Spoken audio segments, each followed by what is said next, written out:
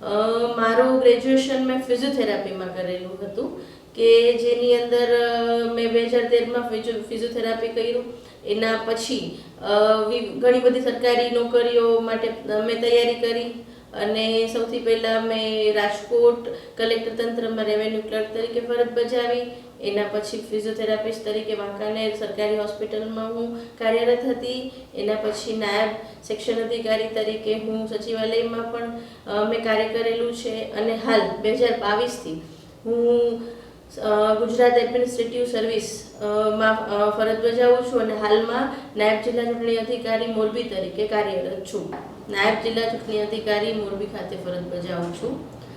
છેલ્લા 4 મહિનાથી હાલમાં મોરબી ખાતે કાર્યરત છું અને મોરબીના મારા કાર્યકાળ દરમિયાન અમે એસઆઈઆરની કામગીરી જે કરેલી છે જેના થકી મતદાર યાદીની જે મતદાર યાદી છે આપણી એ એકદમ સચોટ અને નિષ્પક્ષ રીતે બનાવવાની કામગીરી જે થઈ છે અને ચૂંટણીને લગતી કામગીરીમાં આપણે ત્યાં ચૂંટણી શાખા દ્વારા જે કરવામાં આવે છે.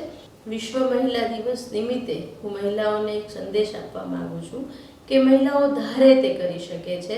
મહિલાઓ કોઈથી ઊણી નહીં ઉતરે ક્યારેય પણ. જે પણ મનમાં જે ધારી લેશે તે કામ કરશે. હું અહીંયા સુધી પહોંચેલી છું અને મેં જે મહેનત કરેલી છે એનું મને ફળ મળેલું છે. સૌથી પહેલાં મેં પરીક્ષાની જ્યારે તૈયારી શરૂ કરી હતી ત્યારે એવું ક્યારેય નહોતું વિચાર્યું કે હું અહીંયા સુધી પહોંચી શકીશ. પણ જેમ જેમ તૈયારી આગળ કરતી ગઈ મને આગળના રસ્તાઓ મળતા ગયા કે મારે શું કરવાનું છે. હવે અલગ અલગ જગ્યાએ સરકારી નોકરીઓ અલગ અલગ શહેરોમાં મેં કરેલી છે. એના પછી જ્યારે અહીંયા પહોંચીએ ત્યારે હું બહેનોને એ સંદેશ આપવા માંગીશ કે મનથી ખૂબ દ્રઢતાથી તમે આગળ વધશો તો પરિણામ તમારી રાહ જોવે છે. તમે પરિણામની રાહ નથી જોતા.